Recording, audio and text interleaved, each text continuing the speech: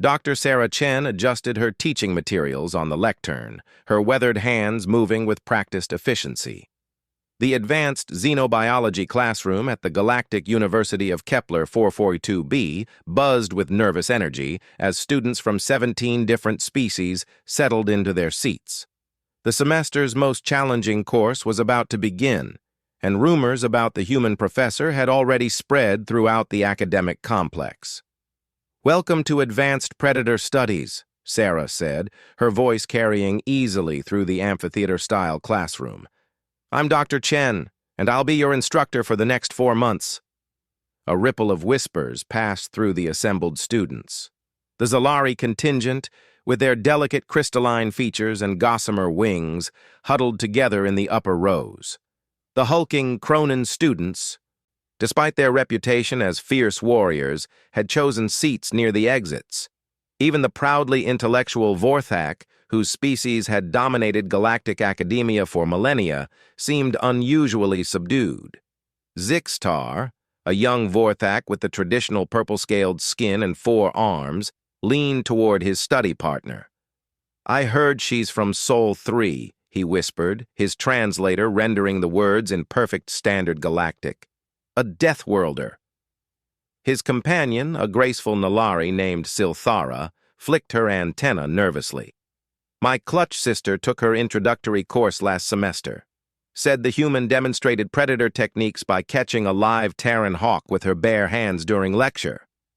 "Impossible," Zixtar scoffed, though his voice carried less conviction than his words suggested. No sentient being could move fast enough to capture an aerial predator without technological assistance. Sarah's enhanced hearing caught fragments of their conversation, and she smiled slightly. Humans had been part of the galactic community for only 12 years, but their reputation had grown considerably in that time. Most of it was based on wild speculation and fear-mongering, though she had to admit some stories were closer to truth than fiction. "Before we begin today's lesson," Sarah continued, pulling up a holographic display showing various galactic ecosystems, "let's establish some ground rules. This course covers the hunting behaviors, survival adaptations, and predatory instincts of dangerous species throughout known space. We'll be examining creatures that have evolved specifically to kill, and understanding their methods requires direct observation and hands-on analysis." A Glimmerian student in the front row, his bioluminescent patches flickering with anxiety, raised a tentacle. "Professor Chen, will we be working with live specimens?" "Of course," Sarah replied matter-of-factly. "You can't truly understand a predator's behavior by watching recordings. The subtle muscle movements, the way they test air currents for scent, the micro-adjustments they make when stalking prey, these details only become apparent through direct interaction." The classroom fell silent. Several students exchanged worried glances. The Galactic Education Protocol strictly regulated exposure to dangerous life forms, and most universities used sophisticated simulations rather than risk student safety. "I should mention," Sarah added, noting their concern, "that I've personally studied predators on 47 different worlds, including my homeworld of Terra. I've tracked Andromedan phase cats through quantum forests, observed pack-hunting behaviors of Rigelian shadow wolves, and yes, I've worked extensively with Terran apex predators." Kethanara, a Zalarian student whose species was known for their logical approach to learning, spoke up. "Professor, with respect, how does one safely study creatures designed to kill? Surely the risk-to-benefit ratio is unacceptable." Sarah's smile widened, revealing teeth that seemed unusually sharp to non-human eyes. "That's an excellent question, Kethanara. The key to studying predators safely is understanding that you're not separate from the food chain. You're part of it. Every predator evaluates potential prey based on risk versus reward. Make yourself too dangerous to be worth attacking, and you become an observer rather than a target." She moved away from the lectern, walking among the students with an easy, confident stride that reminded several of them uncomfortably of hunting cats they'd seen in nature documentaries. On Terra, my species spent millions of years as both predator and prey. We developed persistence hunting, the ability to track wounded animals across vast distances. We learned to use tools, coordinate group attacks, and most importantly, we developed the capacity to think like our prey. But humans are omnivores, protested Vexari, a hegemony student whose species had evolved from herd animals. Your teeth suggest plant consumption, and your digestive system can process vegetation. How can you claim to be predators? Sarah paused beside Vexari's desk. Being an omnivore doesn't make one less dangerous. It makes one more adaptable. Pure predators are limited by the availability of prey. Omnivores survive when hunting fails, and thrive when hunting succeeds. We became the apex predator on our world not despite our dietary flexibility, but because of it. She returned to the front of the classroom and activated another holographic display, this one showing anatomical comparisons between humans and various galactic species. Your assignment for next week is to research the evolutionary history of your own species. Identify whether your ancestors were predators, prey, or omnivores, and analyze how those adaptations affect your modern behavior and psychology. The Cronin student, Drakthor, whose people were among the most militaristic in known space, raised his massive hand. Professor, the Cronin have always been warriors. We conquered 17 star systems before joining the galactic community. How does this compare to Terran evolutionary pressure? An excellent point, Drakthor. The Cronin are indeed formidable warriors, but there's a fundamental difference between combat evolution and predatory evolution. Warfare requires strength, coordination, and tactical thinking. Hunting requires patience, stealth, and the ability to read your prey's psychology. Warriors fight opponents who can fight back. Predators eliminate threats before they become dangerous. Sarah walked to her desk and opened a sealed container. Which brings us to today's practical demonstration. I want each of you to observe my movements carefully and note any behaviors that seem unusual or threatening. From the container, she withdrew what appeared to be a simple folding knife. The blade was unremarkable, approximately 15 centimeters long, with a matte finish that absorbed light rather than reflecting it. But the moment Sarah's fingers closed around the handle, the entire classroom atmosphere changed. This, she said, holding the knife casually at her side, is a basic Terran utility tool. No advanced alloys, no energy enhancement, no technological augmentation. Just sharpened steel. Zixtar felt his breathing quicken. Something about the human's posture had shifted, though he couldn't identify exactly what had changed. She still stood in the same location, still spoke in the same calm tone, but every instinct his species had developed over millions of years of evolution was suddenly screaming danger. Notice how your body is responding, Sarah continued, apparently oblivious to the tension filling the room. Your fight-or-flight responses are activating, even though I haven't made any threatening gestures. This is your prey instinct recognizing predatory behavior.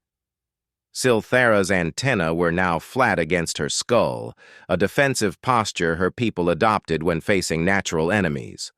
Around the classroom, similar reactions were manifesting. The Glimmerians had dimmed their bioluminescence to near invisibility. The Cronin students, despite their warrior heritage, had unconsciously shifted their weight forward onto their toes, ready to move quickly. The weapon itself isn't what's triggering your responses, Sarah explained, taking a slow step forward. I could hold a stylus or a piece of fruit and create the same reaction. What you're responding to is the change in my behavior. I'm moving differently, breathing differently, even looking at you differently. She was right, Zixtar realized with growing unease. The professor's eyes had changed somehow. They seemed to be tracking multiple targets simultaneously, cataloging movement patterns and identifying weaknesses. Her footsteps, which had been audible before, now made no sound at all despite her wearing the same shoes. This is how a predator moves through a herd, Sarah said, and now her voice had dropped to barely above a whisper, yet everyone could hear her perfectly. Calm, confident, ready to strike. The prey animals know something is wrong, but they can't identify the specific threat. They just know they're in danger. Kethnara, proud of his species' logical nature, forced himself to speak. Professor, this demonstration is unsettling. Are you intentionally trying to frighten us? Sarah's expression softened immediately, and the oppressive atmosphere lifted as suddenly as it had descended. She folded the knife and returned it to the container, her movements once again becoming those of a normal academic professional. Fear is a teacher, Kethnara. Everything you just experienced, the heightened awareness, the physical preparation for escape, the instinctive recognition of danger, these are survival mechanisms that kept your ancestors alive. By understanding how prey responds to predators, we can better understand both predatory behavior and defensive adaptations. She returned to the lectern and pulled up a new set of holographic data. Your homework assignment is to document your physical and emotional responses during today's demonstration. I want detailed observations about changes in heart rate, muscle tension, sensory awareness, and decision-making processes. Drakthor, still looking somewhat shaken despite his species' reputation for fearlessness, spoke up. Professor, how did you learn to do that? To change your presence so completely? Practice, Sarah replied simply. And necessity. On Terra, those who couldn't adapt to being both predator and prey didn't survive to reproduce. Every human carries these instincts, though most never need to access them. Vexari raised her hand tentatively. Will we be learning similar techniques? Sarah's smile returned, warm and reassuring. You'll be learning to recognize them. Understanding predatory behavior doesn't require becoming a predator yourself, but knowing how predators think, how they move, how they select targets, that knowledge could save your life if you ever encounter a dangerous situation. The class period was nearly over, but no one seemed eager to leave. The demonstration had been both terrifying and fascinating, unlike anything they'd experienced in traditional academic settings. One final thought before you go, Sarah said, beginning to pack up her materials. Every species in this room evolved successful survival strategies. The Zalari developed flight and camouflage. The Vorthak developed superior intelligence and tool use. The Cronin developed size and strength. The Glimerians developed defensive bioluminescence. She paused, meeting the eyes of students throughout the room. Humans developed the ability to become whatever the situation required. Predator when hunting was necessary. Prey when hiding was safer. Pack hunters when cooperation provided advantages. Solitary stalkers when stealth was paramount. We became the ultimate adapters. That's what made us dangerous, she continued, slinging her bag over her shoulder. Not our teeth, not our claws, not our size or strength. Our willingness to change our very nature to survive and thrive in any environment. As students began filing out of the classroom, conversations buzzed with excitement and nervous energy. The semester was going to be unlike anything they'd experienced before. Zixtar lingered near the front of the room as his classmates departed. Professor Chen, that demonstration. How much of human behavior is instinctual versus learned? Sarah considered the question carefully.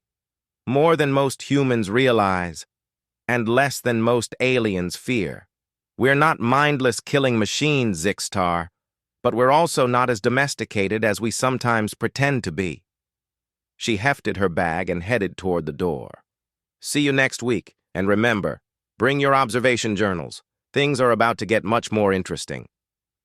As she left the classroom, Zixtar remained behind for a moment, staring at the spot where she'd stood during the demonstration.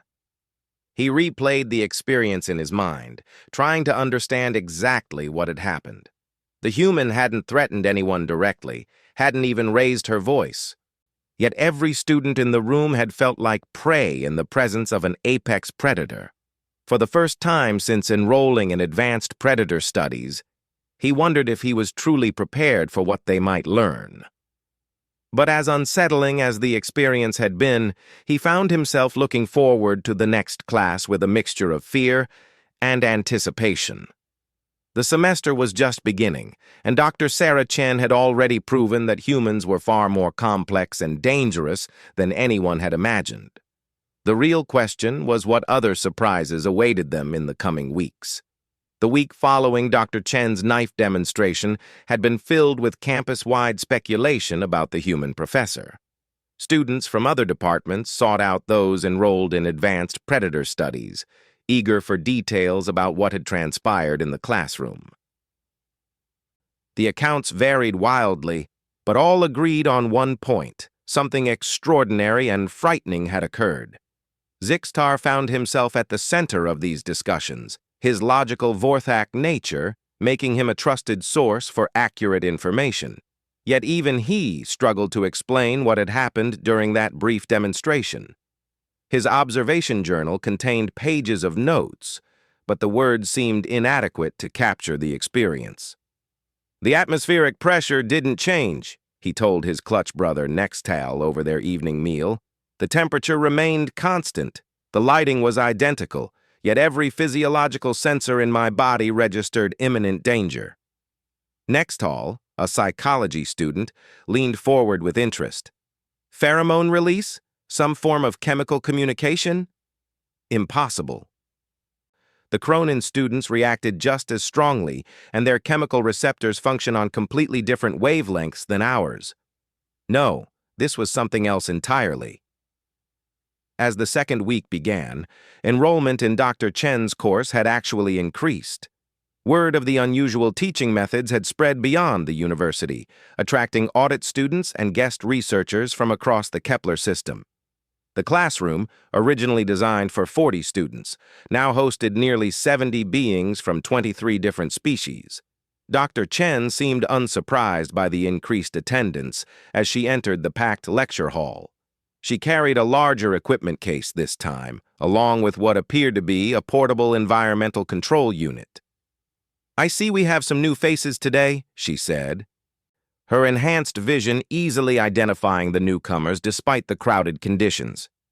"Before we begin, I want to address some concerns that have apparently been raised about last week's demonstration." A senior faculty member, Professor Qual Neth from the Department of Interspecies Relations, had taken a seat in the back row. His presence indicated that the university administration was taking a personal interest in Dr. Chen's teaching methods. "I've been informed that some students found our previous class disturbing," Sarah continued, her tone remaining conversational despite the obvious scrutiny. "I want to assure everyone that psychological safety is my primary concern. Everything we do in this classroom is designed to enhance your understanding of predatory behavior, not to cause trauma or distress." Silthera raised her antenna tentatively. "Professor, will today's lesson be similar to last week's?"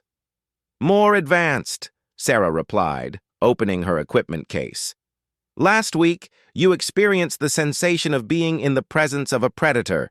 Today, you'll learn to identify specific predatory behaviors and understand their purposes." She began removing items from the case, several sealed containers, what looked like recording equipment, and a device none of the students recognized. The unknown apparatus was roughly cylindrical, covered in sensors, and emitted a low humming sound when activated. "This," she said, holding up the mysterious device, "is a Terran invention called a proximity alarm. It detects rapid movement within a 3-meter radius and alerts potential prey to incoming threats. We'll use it to demonstrate various hunting approaches." Kethnara studied the device with analytical interest.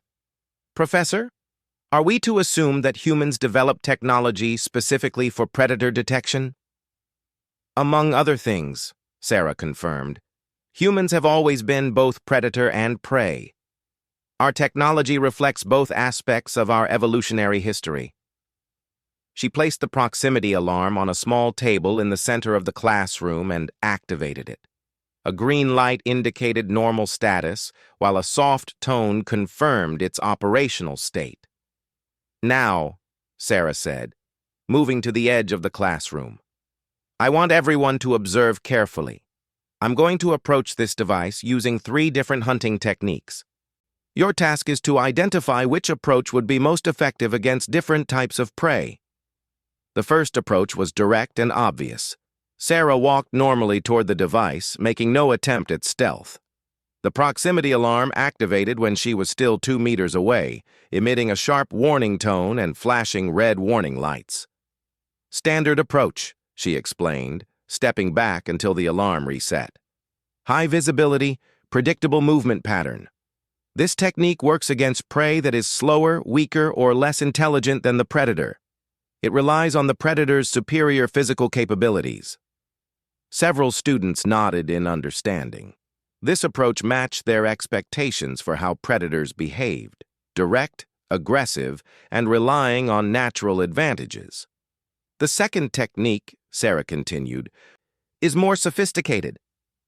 This time she moved differently. Her steps were slower, but somehow more purposeful. She paused frequently, studying the device as if calculating something. Most remarkably, she approached from an angle that kept her partially concealed behind student desks. The proximity alarm remained silent until Sarah was less than a meter away, at which point she triggered it deliberately by making a sudden movement. "Stalking approach," she explained. "Patience, concealment, and careful observation.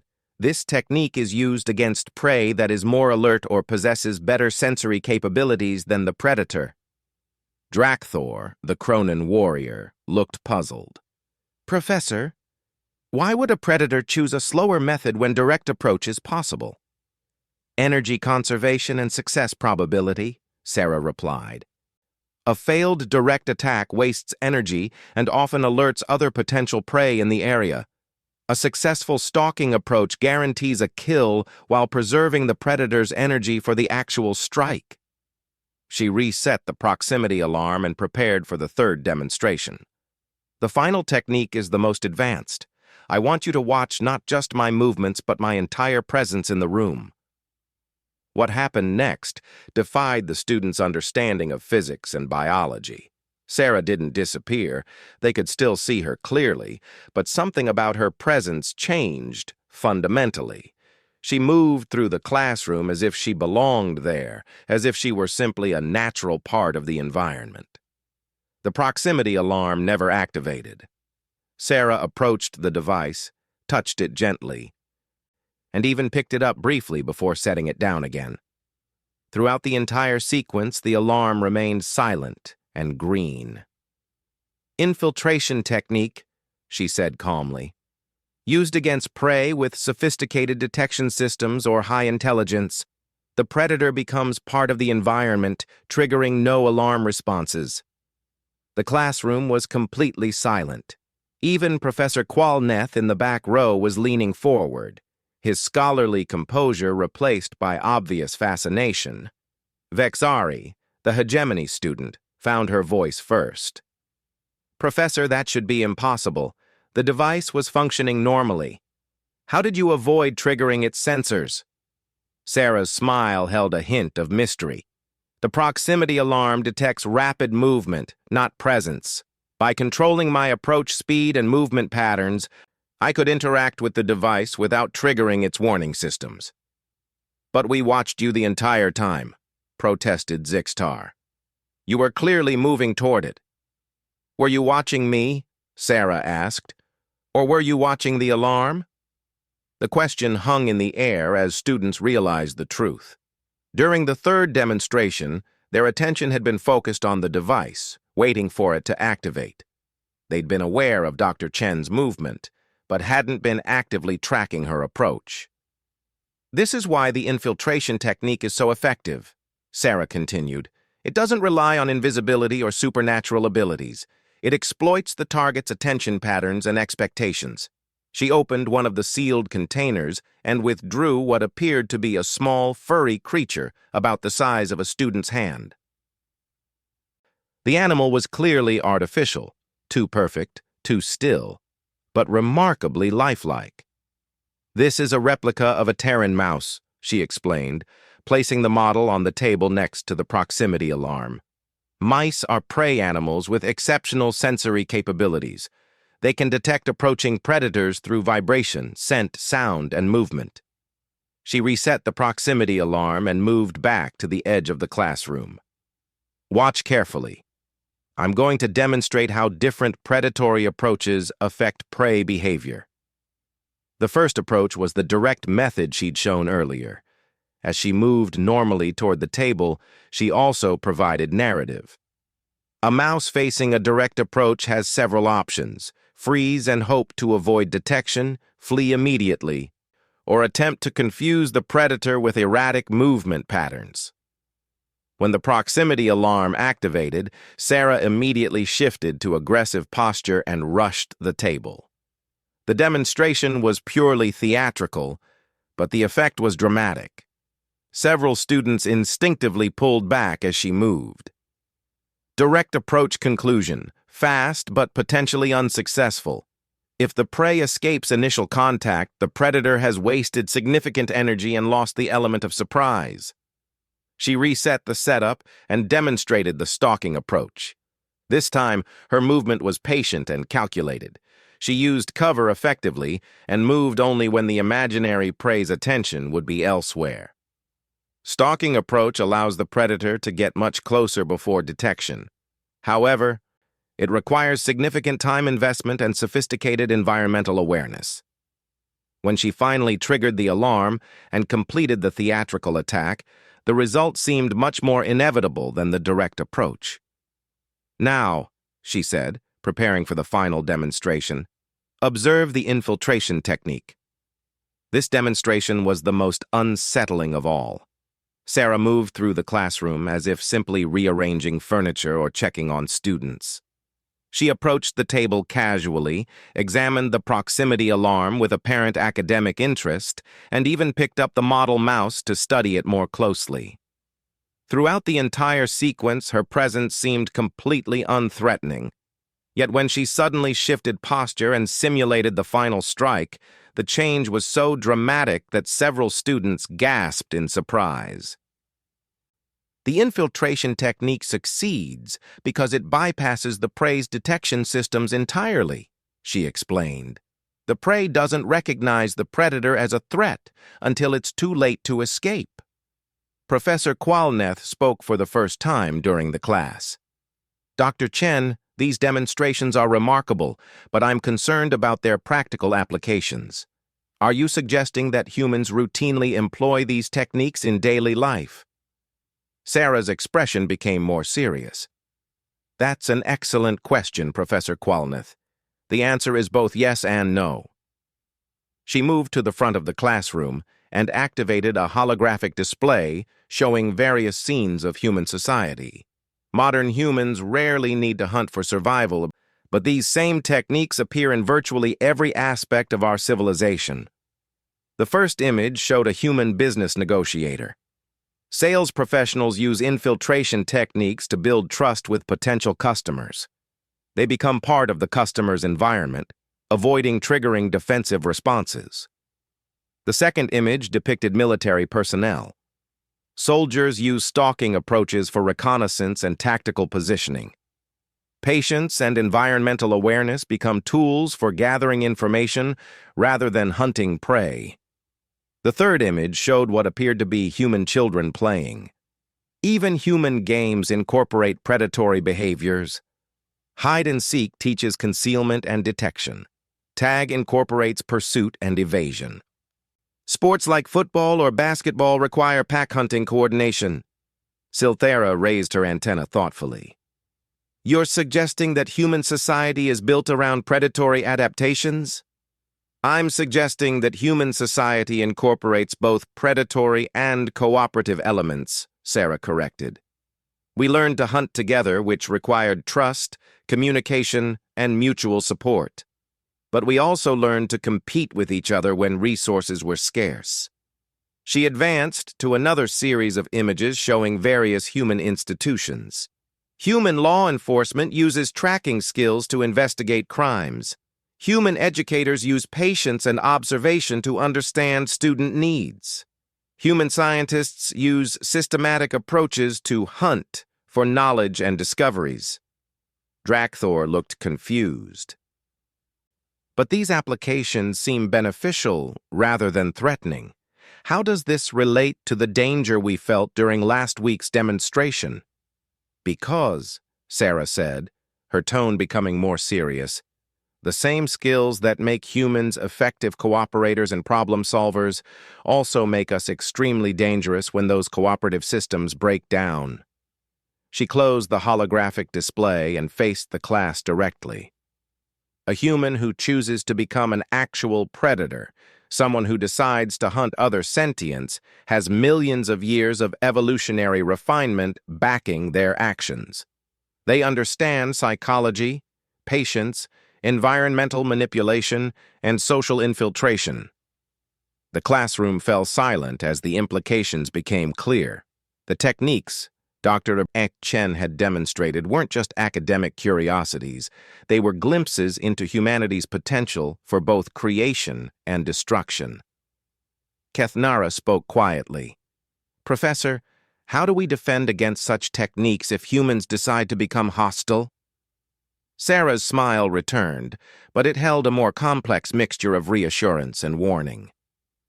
The same way prey animals have always defended themselves, Kethnara. By understanding the predator's methods, recognizing the signs of danger, and developing appropriate countermeasures. She began packing her equipment as the class period neared its end. Your assignment for next week is to research defensive adaptations in your own species' evolutionary history.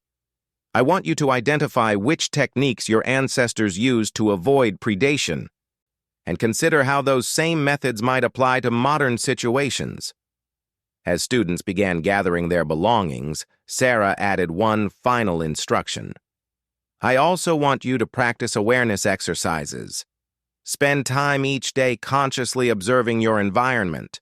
Notice who enters and leaves rooms, track movement patterns, identify potential escape routes.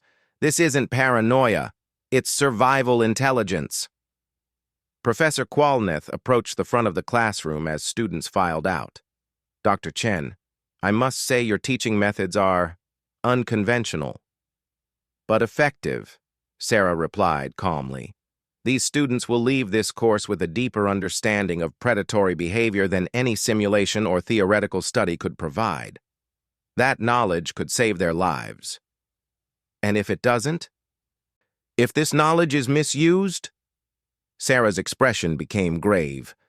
Then we'll deal with that problem when it arises, Professor. But ignorance isn't protection. Fear without understanding leads to poor decisions and unnecessary conflicts. As the classroom emptied, Zixtar remained behind once again. Professor Chen, this course isn't really about predator studies, is it? Sarah paused in her packing and looked at him directly. What do you think it's about, Zixtar? Survival, preparation, understanding what humans are capable of so we can coexist safely. Close, Sarah said. It's about recognizing that the galaxy is more dangerous than most species want to acknowledge. There are threats out there that require predatory thinking to combat effectively. This course teaches you to think like a predator so you can protect yourself and others when necessary. She finished packing her equipment and headed toward the door. See you next week, Zixtar. And remember, awareness is the first step toward survival. As she left the classroom, Zixtar remained behind, contemplating everything they'd learned. The human professor was teaching them far more than predatory behavior. She was preparing them for a universe where understanding violence and danger might be the key to preserving peace and safety. The semester was becoming far more complex than anyone had anticipated. The third week of advanced predator studies arrived with unexpected complications. Campus security had cordoned off the main lecture hall, following what officials described as structural concerns, though rumors suggested the real issue involved complaints from other faculty about Dr. Chen's teaching methods. The class had been relocated to Laboratory 7, a smaller, more isolated facility, typically used for dangerous experiments. Zixtar arrived early to find the new classroom dramatically different from their previous environment. The laboratory featured reinforced walls, emergency containment systems, and most notably, observation windows that allowed viewing from adjacent rooms. Professor Qualnith was already positioned behind one of these windows, accompanied by several other faculty members and what appeared to be a university safety inspector. "Interesting accommodations," Silthara observed as she took a seat near the front. "Are they expecting something dangerous to happen? Or hoping to observe something they couldn't see before?" Drakthor rumbled, his warrior instincts making him suspicious of the surveillance setup. Dr. Chen entered the laboratory, carrying her usual equipment case, plus several additional containers that looked significantly more robust than her previous materials. She surveyed the new environment with obvious approval. "Perfect," she said, setting her equipment on the reinforced instructor's table. "I was wondering how to safely demonstrate today's lesson in a standard classroom. This facility will work much better." Kathnara raised his hand tentatively. "Professor, what exactly will we be studying today that requires containment protocols?" Sarah's smile carried an edge that the students were beginning to recognize as a warning sign. "Today, we're going to study what happens when predatory behavior escalates beyond hunting for food. We're going to examine violence as a tool for territorial defense, resource protection, and survival under extreme stress." She opened the largest container and began removing items that made several students uncomfortable. There was what appeared to be a tactical vest, various pieces of protective equipment, and most unsettling, several items that could only be described as weapons. "Before anyone becomes alarmed," Sarah said, noting the nervous shifting throughout the room, "everything you see here is either deactivated, simulated, or designed for training purposes. Nothing in this room can cause actual harm." She held up what looked like a military combat knife, identical to the folding knife from their first class, but significantly larger and more intimidating. "This blade is made from hardened polymer. It can't cut anything tougher than paper. Similarly, all other equipment has been modified for educational use." The observation windows filled with additional faculty members as word spread about the unusual lesson preparation. Dr. Chen seemed completely unbothered by the growing audience. "The question we're addressing today," she continued, "is what transforms a normal individual into a dangerous predator? What environmental factors, psychological pressures, or survival requirements can override civilized behavior and activate primitive hunting instincts?" She activated a holographic display showing various galactic conflict zones. Every species represented in this classroom has historical examples of individuals who became dangerous beyond normal parameters. The Vorthak have war philosophers who developed systematic approaches to enemy elimination. The Cronin have berserker traditions that transform rational soldiers into unstoppable fighting machines. Even the peaceful Nilari have recorded instances of protective fury that defied their species' normal behavioral patterns. Vexari spoke up nervously. "Professor, are you suggesting that any individual can become a dangerous predator under sufficient stress?" "I'm stating it as a biological fact," Sarah replied. "The capacity for violence exists in every sentient species, though it manifests differently based on evolutionary history and cultural conditioning." She moved to the center of the laboratory, her posture beginning the subtle shift that students had learned to recognize. "Humans are unique not because we're more violent than other species, but because our predatory adaptations are more flexible and comprehensive." The change was happening again. Dr. Chen's presence was becoming something different, something that triggered deep survival instincts in every observer. But this time, instead of projecting generalized danger, she seemed to be demonstrating specific types of threat. "Territorial aggression," she said, her voice dropping to the predatory whisper they remembered from previous classes. But now she was moving through the laboratory as if claiming ownership of the space. A human defending territory doesn't just guard boundaries. We expand our defensive perimeter until the threat is eliminated or permanently deterred. She picked up the polymer knife and held it in a way that somehow made the harmless training tool seem lethal. Resource protection. When a human perceives genuine scarcity, food, shelter, safety for offspring, we don't just compete for resources, we eliminate competition. Several students were unconsciously backing away, despite knowing intellectually that they were in no danger. The demonstration was affecting them on levels that bypassed rational thought. But the most dangerous transformation, Sarah continued, occurs when a human perceives an existential threat to their pack or community. Now her entire presence changed again. The territorial and resource-focused aggression had been unsettling but comprehensible. This new configuration was something else entirely. A cold, calculating lethality that seemed to evaluate every individual in the room as a potential threat requiring neutralization. A human protecting others doesn't think like a normal predator, she said, her voice now completely calm, despite the overwhelming sense of danger she projected. Normal predators calculate risk versus reward. A protective human eliminates risk regardless of cost. She moved through the laboratory with fluid precision, her path taking her past each student. As she passed, individuals found themselves frozen with a terror they couldn't explain or overcome. She wasn't threatening them directly, but every survival instinct they possessed was screaming warnings. Behind the observation windows, faculty members were backing away despite the protective barrier between them and the demonstration.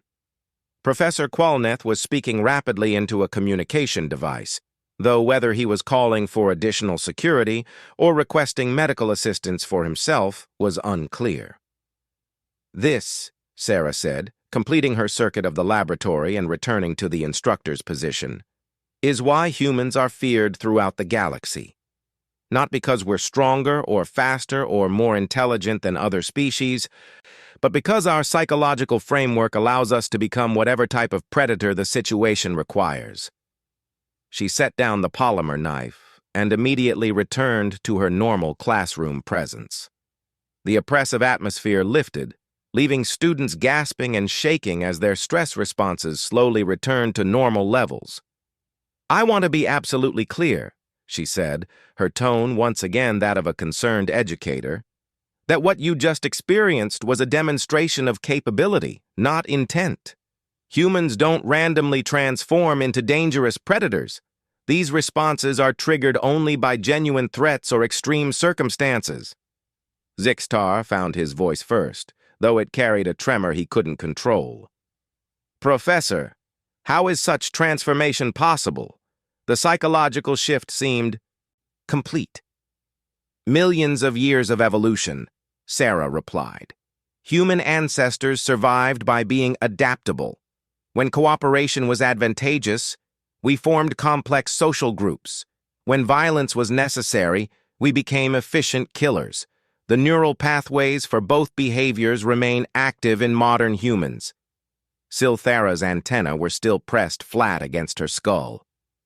"But surely such capabilities would make human society unstable.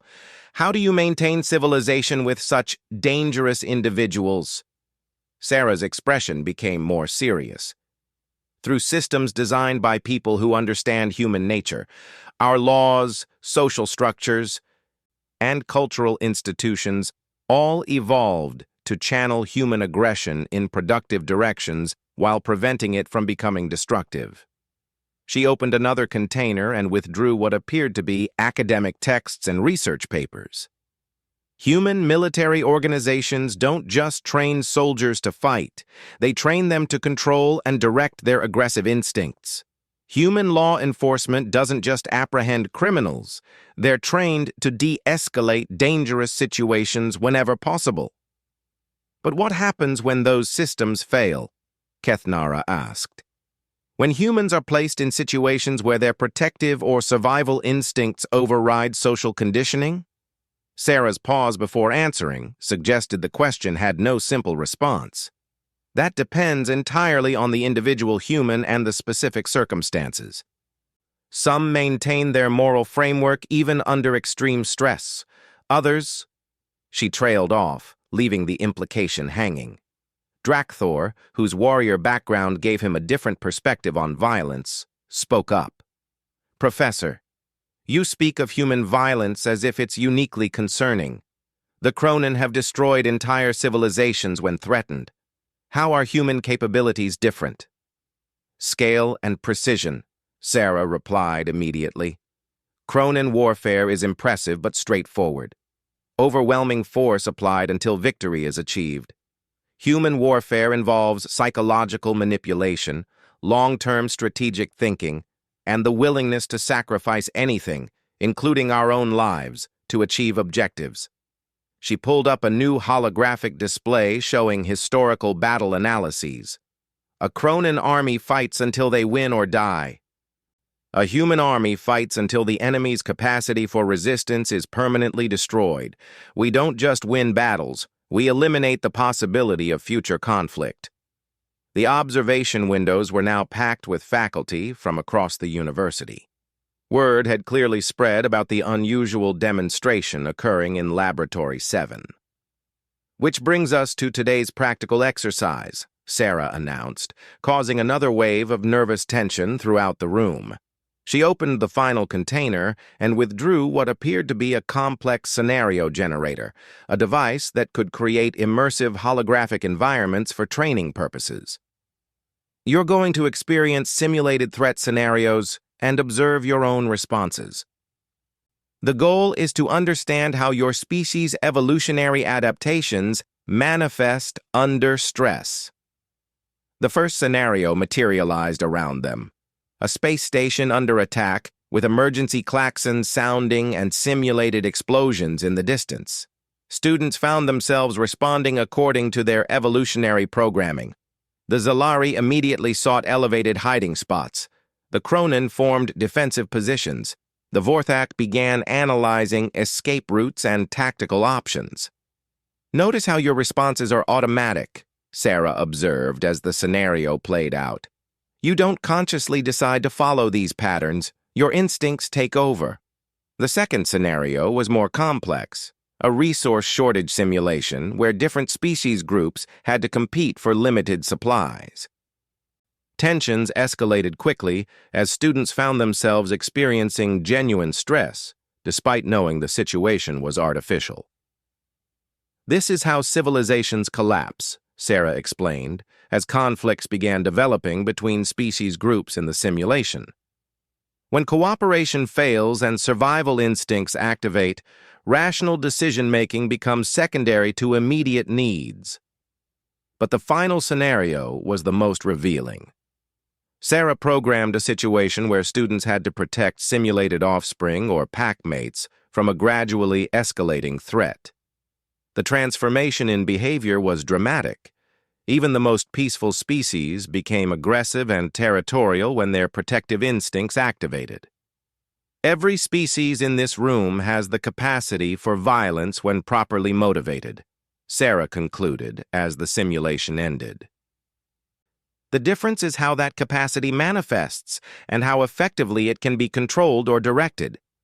As students recovered from the intense scenarios, Professor Qual Neth entered the laboratory directly. Dr. Chen, I need to speak with you about these teaching methods. Of course, Sarah replied calmly. Class dismissed for today. Your assignment is to research historical examples of how your species has managed violent impulses throughout their civilization's development. As students filed out, many still showing signs of stress from the simulations, conversations buzzed with a mixture of excitement and concern. The course had exceeded everyone's expectations for intensity and relevance. Zixtar approached the instructor's station as Sarah packed her equipment. Professor, this course isn't really about studying predators, is it? Sarah looked at him directly. What do you think it's about, Zixtar? Preparation, he said quietly. You're teaching us to recognize and understand violence so we can prevent it or defend against it when necessary.